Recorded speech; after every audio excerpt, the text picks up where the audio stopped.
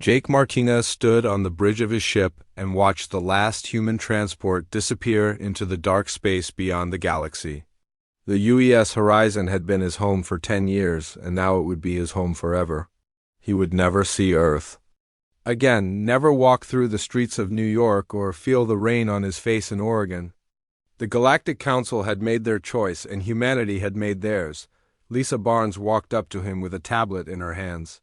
She had been his second in command for 5 years, and he trusted her more than anyone else in the fleet. Her brown hair was pulled back in a tight bun, and her green eyes showed the same sadness he felt. She handed him the tablet without saying a word. The numbers on the screen told the whole story. 200 million humans had left the galaxy in the past 6 months. Every human colony, every research station, every mining outpost had been emptied. They had taken everything they could carry and left the rest behind. The Zephyrian ambassador had delivered the message 3 years ago. Kethfer was a tall, blue-skinned alien with 4 arms and cold yellow eyes. He had stood in the council chambers and read the decree with no emotion in his voice. Humanity was too dangerous for civilized space. They fought too hard, killed too easily, and scared the other species. The vote had been 12-0. Every founding member of the Galactic Council had voted to exile humanity from the galaxy. Jake remembered sitting in that chamber and listening to the charges. The hegemony pirates had been raiding trade routes for months, taking ships and killing crews. When they attacked the colony on Kepler Prime, they had made a mistake. The colony had been under human protection, and the human fleet had responded with everything they had. The battle lasted 6 hours, and when it was over, the pirate fleet was gone. Not defeated, not captured, but completely destroyed. Every ship, every crew member, every trace of their existence had been wiped out. The other species had been horrified. The Altarians had called it genocide. The Xanthari had accused humans of being no better than the pirates themselves. The Korthax had demanded that humanity be contained before they turned their weapons on peaceful worlds. Only the humans had seen it as justice for the innocent people who had died on Kepler Prime. Alan Cooper had tried to warn them. The old scientist had worked with alien species for 40 years, and he understood them better than most humans. He had stood before the council and explained what would happen if humanity left. The galaxy was a dangerous place, full of threats that most species never saw coming. Humanity had been keeping those threats away for decades, fighting wars that the peaceful species never knew existed. The council had dismissed his warnings. They believed that peace was possible without violence, that problems could be solved through talking and compromise. They had never faced the Devourer Swarm or the Void Hunters. They had never dealt with the nomadic fleets that came from the dark space between galaxies. They had been safe because humans had been watching the borders, fighting the fights that needed to be fought. But humanity had not argued. They had not protested or demanded a second vote. Jake had received his orders from Earth Command, and they had been simple. Pack up everything, take everyone, and leave. Do not resist, do not cause trouble, and do not give the Council any reason to use force. Humanity would go quietly into the dark, and the galaxy would learn what it meant to be alone. The evacuation had taken 6 months. Military ships had been converted to carry families and supplies. Research stations had been stripped down to the bare walls. Mining operations had been shut down, and the equipment had been loaded onto transport ships. The human colonies that had taken centuries to build had been abandoned in a matter of weeks. Nina Walsh had been in charge of the archives. She had made sure that every piece of human knowledge was copied and stored on the fleet computers. Medical, research, military tactics, star charts, and diplomatic records had all been saved. The other species might not want human presence, but they would not get human knowledge either. The hardest part had been leaving the mixed colonies. There were humans who had married aliens, who had children with other species, who had built lives that crossed the boundaries between worlds. The Council had been clear about the rules. Anyone who was fully human had to leave. Anyone who was part human could choose to stay or go. Many had chosen to stay, and Jake knew they would never see their human relatives again. Ben Torres had been one of those who stayed. He had married a Rigelian woman and had 2 children with her. His wife could not survive in human space, and his children would not be accepted in the human fleet. He had stood on the dock and watched his brother leave, knowing they would never meet again. The cost of exile was not just measured in ships and supplies, but in families torn apart and lives destroyed. Now it was over. The last transport had crossed the boundary, and humanity was officially gone from the galaxy. The Council had gotten what they wanted, and now they would have to live with the consequences.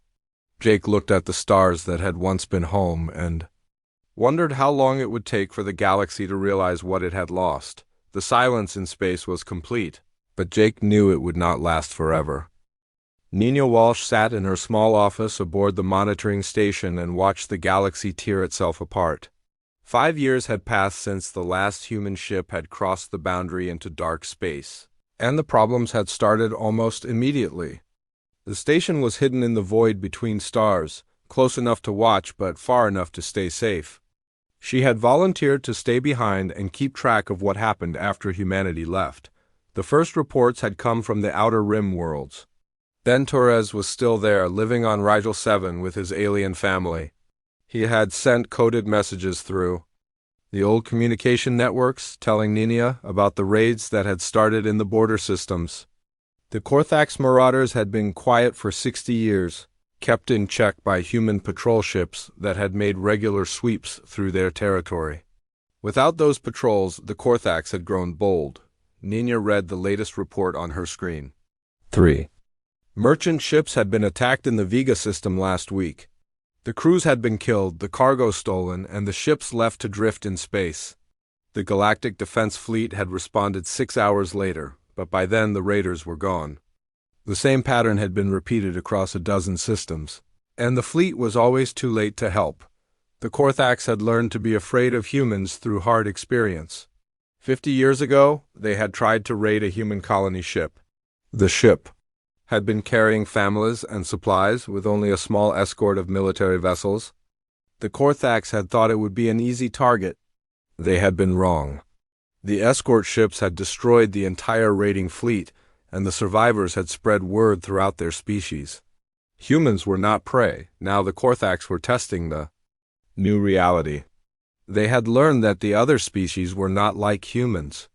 The Altarians would try to negotiate instead of fight. The Xanthari would file complaints with the Council instead of sending warships. The Rigelians would retreat to their home systems instead of hunting down the raiders. The galaxy had become a much softer target. Greg Thompson commanded the monitoring station, and he shared Nina's growing concern. He had been a captain in the human fleet before the exile, and he understood military thinking better than most. The reports coming in from across the galaxy showed a clear pattern. Every aggressive species that had been contained by human presence was now testing the boundaries. The Void Hunters had emerged from the deep space between galaxies. They were nomads who traveled in massive fleets, stripping worlds of resources before moving on to the next target. Human deep space reconnaissance had always given advance warning of their approach, allowing the target worlds to prepare or evacuate. Without that warning system, the Void Hunters had attacked 3 colonies in the past month. 2 of the colonies had been completely destroyed, and the 3rd had been abandoned. The Galactic Council had called emergency sessions every week for the past year. They had tripled the defense budget and authorized the construction of new warships. They had created joint task forces and established rapid response protocols. But money and meetings could not replace the experience that had walked away with humanity. The new ships were impressive on paper, but their crews had no idea how to fight the threats they were facing. The Altarian captain who had tried to negotiate with the Void Hunters had been killed along with his entire crew. The Xanthari admiral, who had used standard fleet tactics against the Korthax, had lost 4 ships in his first engagement. The Rigelian general, who had tried to establish a defensive perimeter, had watched it collapse in 3 days. Alan Cooper had been right about everything. The old scientist had tried to warn the Council, but they had not listened. Now his predictions were coming true, and the galaxy was paying the price. The peaceful species had been safe for so long that they had forgotten what real danger looked like. They had lived in a bubble protected by human violence, and now the bubble had burst. The worst part was the medical crisis. The Xanthari Empire had started using biological weapons against their enemies, releasing modified diseases that had been contained for decades. Human medical teams had been quietly fighting these diseases for years, developing treatments and vaccines that had kept the galaxy safe. Without that expertise, the diseases were spreading faster than anyone could stop them. Nina received a message from Carol Hayes, a human doctor who had been working in the refugee camps. The camps were full of people fleeing the violence, and many of them were sick with diseases that had been eradicated from human space 50 years ago. The Galactic Medical Authority had no idea how to treat them, and people were dying from conditions that any human doctor could have cured. The galaxy was learning that peace was not the natural state of things. Peace was something that had to be maintained, protected, and sometimes fought for. The Council had believed that removing humanity would make the galaxy more peaceful, but they had only removed the people who had been keeping the peace. Roy Davis brought Nina the latest intelligence reports. The hegemony pirates had not disappeared after their defeat at Kepler Prime. They had regrouped in the abandoned systems, using the chaos to build a new kind of organization. They were no longer just raiders, but something much more dangerous. They were becoming a shadow government, controlling trade routes and taxing legitimate commerce. The pirates had learned from their defeat. They knew they could not face human fleets in open battle, so they had developed new tactics. They used small, fast ships that could strike and disappear before the defense fleets could respond.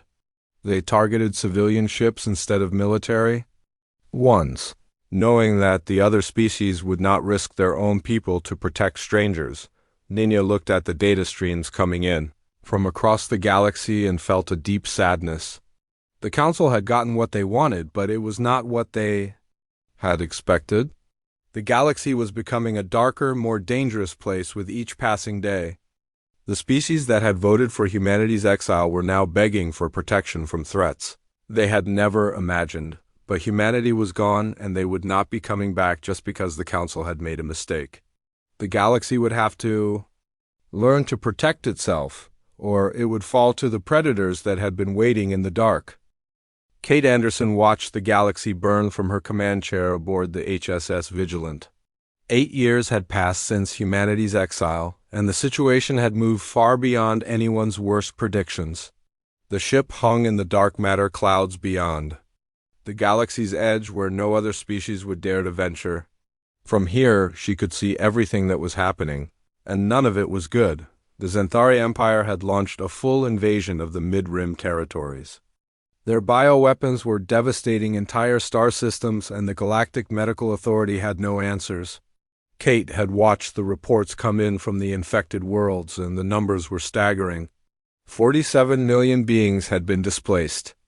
In the last month alone, fleeing from diseases that human doctors had been quietly curing for generations. Steve Phillips brought her the latest refugee reports. He was her second in command, and she trusted him to give her the truth without sugarcoating it. The truth was ugly. The Xanthari were using modified plague spores, variants of diseases that had been eradicated from human space 50 years ago. Without human medical expertise, the diseases were spreading faster than anyone could contain them. The worst part was that the Xanthari had never developed these weapons independently. They were using archive samples from the old research stations that humans used to monitor and contain. When humanity left, they had destroyed their own research facilities, but they could not destroy every sample that had been collected.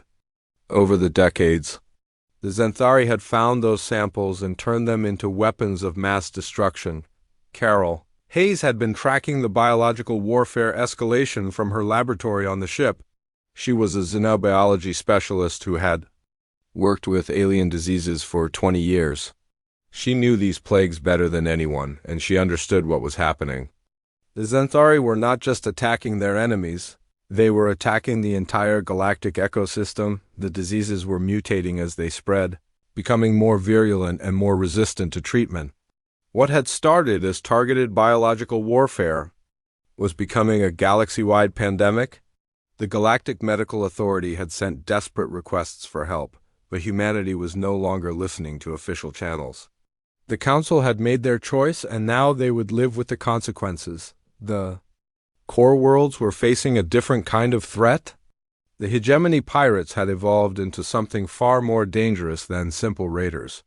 They had established permanent bases in 17 systems, and they were taxing legitimate commerce like a shadow government. The Council's response had been to form a committee to study the situation. Roy Davis had returned from a reconnaissance mission with intelligence that made Kate's blood run cold. The pirates were not just controlling trade routes anymore, they were recruiting from the displaced populations. The refugees fleeing the Xanthari bioweapons were joining the pirate fleets, trading their freedom for food and protection. The hegemony was becoming a legitimate power. Built on the chaos that humanity's absence had created, the Galactic Council had tripled their defense spending, but money could not replace experience. Their new fleets were impressive on paper, but they had no understanding of the subtle art of threat deterrence that humans had perfected over centuries. They fought like amateurs against enemies who had learned to exploit their weaknesses. The Korthax Marauders had expanded their territory by 300% in the past 3 years. They were no longer just raiders, but conquerors who were claiming entire systems for their own. The Altarian Collective had lost 8 colony worlds to their advance, and their defense fleets had been shattered in a series of one-sided battles. The Void Hunters had emerged from the deep space between galaxies, in greater numbers than ever before. Without human early warning systems, they had attacked 12 colonies in the past 6 months. The pattern was always the same. They would appear without warning, strip a world of all its resources, and disappear before help could arrive. The survivors would be left on barren rocks, waiting for rescue that often came too late. Mike Wright had been monitoring the communications traffic from the core worlds, and the desperation was becoming impossible to ignore. The Galactic Council was sending coded messages to the human fleet, begging for help. They were offering territorial concessions, formal apologies, and full reinstatement of humanity's citizenship. But they were also trying to maintain their dignity, refusing to admit that they had made a mistake. The messages were pathetic in their transparency. The Council wanted human protection, but they did not want to admit that they needed it. They wanted the violence that humanity could provide, but they did not want to acknowledge that sometimes violence was necessary. They wanted to have their peace and their safety, without accepting that the two were often incompatible. Kate had been monitoring the situation for 3 years, and she had seen the pattern developing. The galaxy was not just facing multiple threats, it was facing a cascade failure. Each crisis was making the others worse, and the Council had no idea how to stop the spiral. The bioweapons were creating refugees who joined the pirates. The pirate raids were weakening the defense fleets that should have been fighting the Void Hunters. The Void Hunter attacks were creating more chaos for the Xanthari to exploit. The galaxy was unraveling, and the species that had voted for humanity's exile were finally beginning to understand what they had lost. But understanding was not enough. The threats they were facing required more than good intentions and committee meetings. They required the kind of hard choices that only humans had been willing to make. Paul Roberts brought Kate the latest intelligence from the galactic core. Long-range sensors were detecting unusual activity in the region that had been dormant for thousands of years. The readings were preliminary, but they matched the patterns from the ancient records. Something was stirring in the heart of the galaxy, something that the current crisis had awakened. Kate looked at the data and felt a cold fear in her stomach. The galaxy was about to face its greatest test, and the people who should have been protecting it were scattered across the void, watching from the darkness. The Council had wanted peace, but they were about to learn that some threats could not be negotiated with or wished away. The galaxy was paying the price for humanity's absence, and the bill was about to get much higher. Lucy Freeman sat in her office aboard the SS New Earth, and stared at the message that had just arrived through the emergency channels. The transmission was encrypted with codes that had not been used in 8 years, and the sender was the last person she had expected to hear from. Ambassador Kethver, the same Zephyrian who had delivered humanity's exile decree, was asking for help. The message was short and desperate. The Devourer swarm has awakened. We need your help. Those 8 words carried the weight of the galaxy's survival, and Lucy knew that everything had changed in that moment. She was the Chancellor of the Human Exile government, responsible for the welfare of 200 million humans who had been cast out of their home. Now she had to decide whether to save the people who had rejected them. Mike Wright brought her the full intelligence report 15 minutes later. He had been her chief of staff for 6 years, and he understood the implications better than anyone. The Devourer swarm had emerged from the galactic core 6 months ago, and they had already consumed 37 star systems. The ancient machine intelligence was accelerating its consumption, moving faster than it had in any previous cycle. The swarm was the nightmare scenario that human military strategists had planned for but hoped never to face. It was an artificial intelligence that had been built by a long-dead civilization, designed to consume all biological life in the galaxy before returning to dormancy. The last emergence had been 12,000 years ago, before any of the current galactic civilizations existed. Most species had dismissed it as a myth, but humans had taken it seriously. Paul Roberts had been preparing for this possibility since the exile began. He was the commander of the Human Expeditionary Forces, and he had spent 8 years training his people for a war that most of them hoped would never come. The defense protocols were built into human military doctrine, passed down from the survivors of the First Galactic War, but the rest of the galaxy had no idea what they were facing. The swarm was not like any enemy the galaxy had ever fought. It did not negotiate, did not show mercy, and did not stop until every living thing was consumed. It learned from every battle, adapting its tactics and improving its weapons. Traditional military thinking was useless against an enemy that could rewrite its own programming in real time. Eva Martinez was Lucy's diplomatic advisor, and she had been reviewing the Council's desperate overtures for the past week. The offers were unprecedented in their scope. Full reinstatement of humanity's citizenship, expanded territorial rights, formal apologies from every member species, and a permanent seat on the ruling council. The galaxy was offering everything it had previously denied and more, but the price was equally unprecedented. The council wanted humanity to commit their entire military to a war that the galaxy had helped create through 8 years of negligence. The swarm had awakened because the galactic core had been left unmonitored. Human deep space reconnaissance had always kept watch on the dangerous regions, but when humanity left, those monitoring stations had been abandoned. Lucy called an emergency session of the Human High Command. The meeting was held in the secure conference room aboard New Earth, with representatives from every major human colony.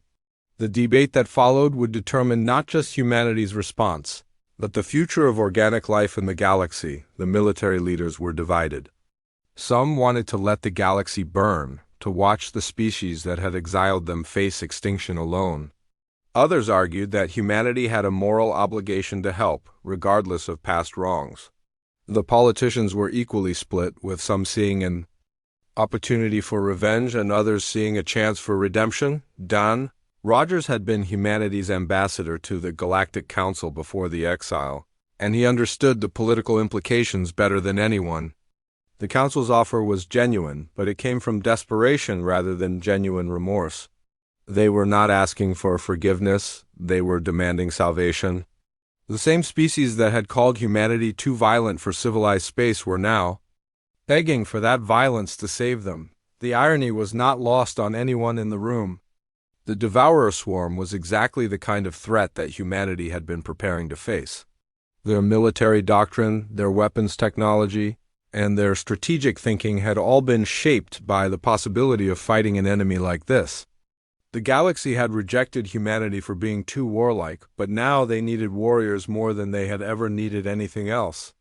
Amy Foster had been working on contingency plans for months. She was the director of the Human Defense Initiative, and she had been studying the swarm's behavior patterns from the moment it emerged. The intelligence was limited, but it was enough to understand the scale of the threat. The swarm was not just another enemy, it was an extinction event waiting to happen. The debate continued for hours, with arguments on all sides. Some humans wanted to negotiate for better terms, others wanted to ignore the crisis entirely. But Lucy knew that the decision had already been made. The swarm would not stop at the galaxy's edge, and the human colonies would eventually fall, if it was not defeated. This was not about forgiveness or politics, it was about survival. Rick Baker brought the latest tactical assessments from the fleet commanders. The human military was ready for war, but they had been preparing to fight. A defensive action from beyond the galaxy's edge. Fighting the swarm would require them to return to the heart of the galaxy, to the same space they had been exiled from 8 years ago. The final decision came down to a simple question. Would humanity let the galaxy die to preserve their pride? Or would they do what was necessary to ensure that life continued? Lucy looked around the room at the faces of the people who had followed her into exile, and she knew what the answer had to be. Humanity would return to the galaxy, but they would return as saviors rather than supplicants. The species that had rejected them would learn what it truly meant to need human protection, and they would pay the price for that protection for generations to come. Jake Martinez stood on the bridge of the HSS Retribution and watched the largest battle in galactic history unfold on the tactical display.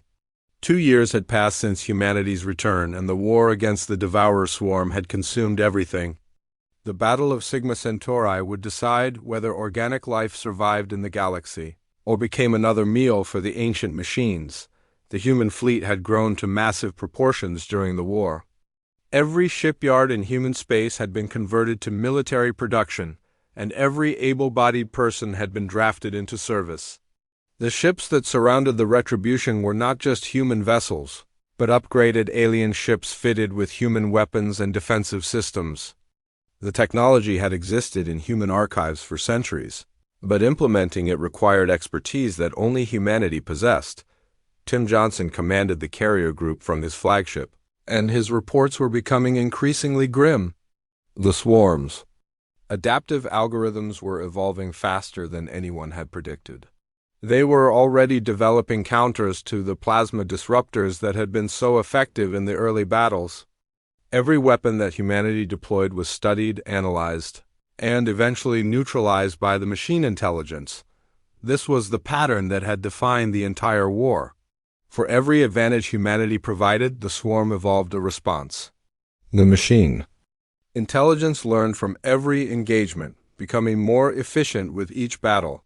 The tactics that had worked at the beginning of the war were useless now, and the weapons that had seemed so powerful were already obsolete.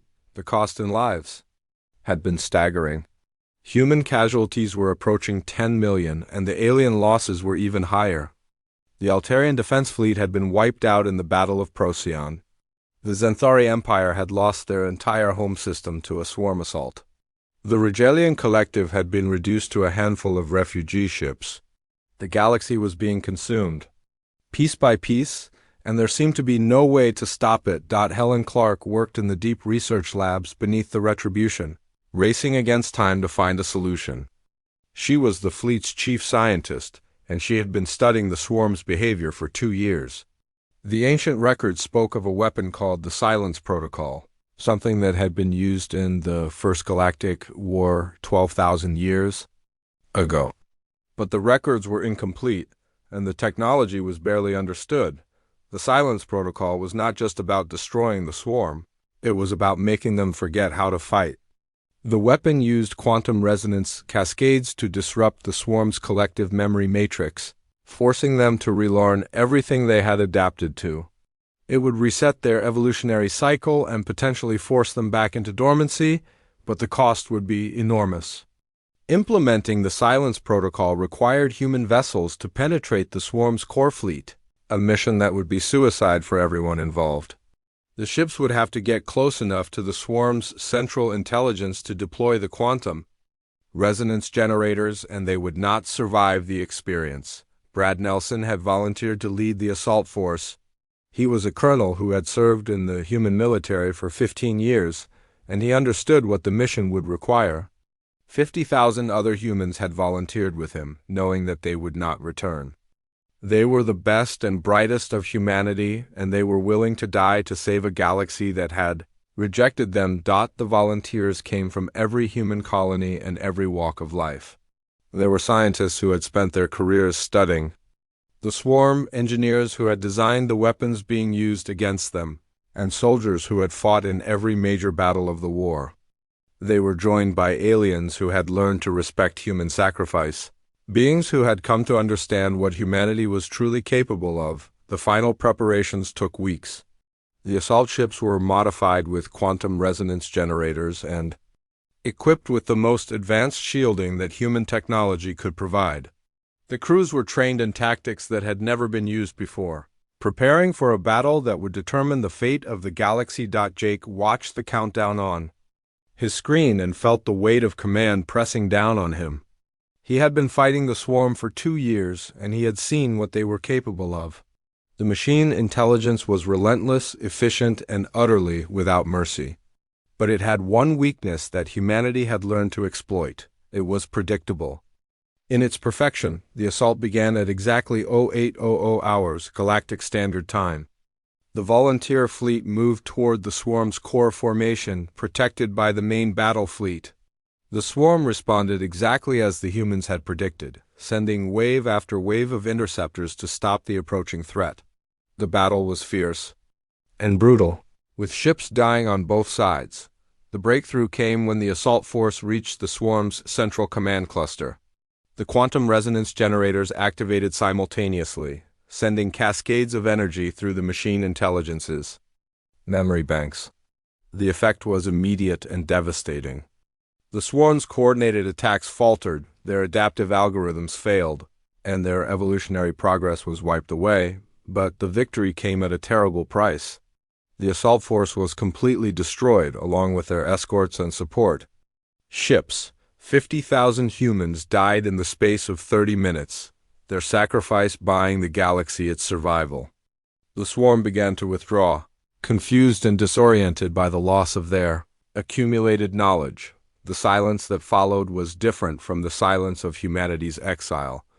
This was the silence of victory, bought with blood and sacrifice. The galaxy had been saved, but it would never forget what that salvation had cost. The same qualities that had led to humanity's exile had become the only things standing between the galaxy and extinction. Jake looked at the tactical display and saw the swarm retreating toward the galactic core. They would return to dormancy, sleeping for thousands of years before emerging again. But when they did, humanity would be ready. The galaxy had learned what it meant to need human protection, and they would never make the mistake of rejecting it again. Sarah Mitchell stood in the memorial garden on New Terra and watched the sunrise paint the sky in shades of gold and crimson. 5 years had passed since the Silence Protocol ended the Swarm War, and the galaxy was finally at peace. But it was a different kind of peace than anyone had imagined, built on understanding rather than ignorance, on respect rather than fear. New Terra was humanity's first permanent colony in the Andromeda Galaxy, a backup plan that had become a symbol of human independence. The planet was beautiful, with vast oceans and towering mountains that reminded many humans of Earth, but it was also a reminder that humanity no longer needed the galaxy's permission to exist and thrive. The war had been won, but the cost had been staggering. 50 million humans had died in the fighting, along with hundreds of millions of aliens. Entire star systems had been consumed by the swarm before the Silence Protocol could stop them. The galaxy that emerged from the war was smaller, scarred, and forever changed by the experience. Don Rogers walked through the garden paths, his diplomatic uniform replaced by simple civilian clothes. He had been humanity's ambassador to the rebuilt Galactic Council, but the job had changed beyond recognition. The Council no longer made demands or issued ultimatums. They made requests and waited for answers.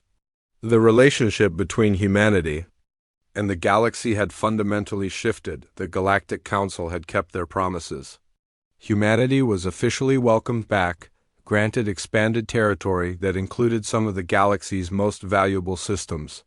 They had been given a permanent seat on the ruling council, with veto power over any major decisions. The formal apologies had been issued, and monuments to human sacrifice had been erected on every council world, but the victory felt hollow to many humans. The same species that had exiled them now looked at them with a mixture of gratitude and fear that would never fully fade. The galaxy had learned its lesson about the value of human protection, but the knowledge came with a price that no one had anticipated. Amy Foster had been working to build bridges between species for 3 years. She was the director of the new Galactic Peace Initiative, and she understood better than anyone how fragile the current stability really was. The galaxy was not the same place it had been 15 years ago. Everyone was more careful now, more respectful of boundaries, but that was not the same as trust. The threats that had emerged during humanity's exile had been dealt with systematically. The Korthax marauders had withdrawn to their home systems. After seeing what happened to the Swarm, the Xanthari, Empire had offered a non-aggression pact and reparations for their bioweapon attacks. Even the hegemony pirates had disbanded their raiding fleets, choosing legitimate trade over the risk of human retaliation, but the peace was maintained through strength rather than friendship. Every species in the galaxy now understood what humans were capable of when pushed to their limits. The Silence Protocol had not just defeated the Swarm, it had demonstrated a level of strategic thinking and sacrifice that terrified potential enemies. Rick Baker patrolled the new border zones in his upgraded patrol ship, and he reported a different kind of silence than before. The threats were still out there, lurking in the dark spaces between stars, but they were watching humanity now. They remembered what had happened to the Swarm, and they remembered what happened when humanity decided that something needed to. And the human colonies in Andromeda continued to grow, serving as a fallback position that the galaxy's leaders could not ignore. Humanity had learned from their exile, and they would never again be entirely dependent on the goodwill of others for their survival. The backup colonies were fully self-sufficient, with their own fleets and manufacturing capabilities. The most significant change was in how the galaxy viewed conflict. The old council had believed that peace was the natural state of things, that violence was always wrong, and that problems could be solved through talking and compromise. The new council understood that peace was something that had to be maintained, protected, and sometimes fought for. Tim Johnson had been promoted to admiral after the war, and he commanded the joint human-alien fleets that patrolled the galaxy's borders. The integration had been difficult at first, with cultural differences and communication problems causing friction. But the shared experience of fighting the Swarm had created bonds that transcended species boundaries. The memorial garden where Sarah stood was dedicated to the 50,000 humans who had died in the final assault.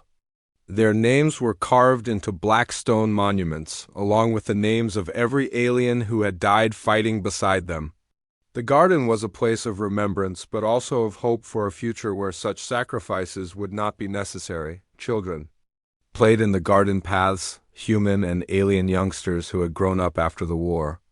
They did not remember the exile or the fear that had driven the species apart. To them, the galaxy was a place where different species worked together, where humans were protectors rather than threats, and where peace was maintained through strength rather than weakness. The communication arrays brought news from across the galaxy every day. Trade was flourishing, with new routes opening between previously isolated systems. Scientific cooperation had reached levels never seen before, with human and alien researchers working together on projects that benefited everyone. The arts were experiencing a renaissance, with cultural exchange creating new forms of expression, but underneath the prosperity and cooperation, everyone understood the reality of the situation. The galaxy was safe because humanity was watching. The peace was maintained because everyone remembered what happened when that peace was threatened. The silence was not empty, it was full of potential, of understanding, and of the knowledge. But some voices, when they chose to speak, could reshape the entire galaxy. Sarah looked up at the stars that had once been home and felt a deep sense of satisfaction. Humanity had walked away silently once, and the galaxy had paid the price. Now they remained by choice, guardians of a peace that existed because everyone remembered what happened when the guardians were gone. The new silence was not the silence of absence, but the silence of watchful protection, and it would last as long as humanity chose to maintain it.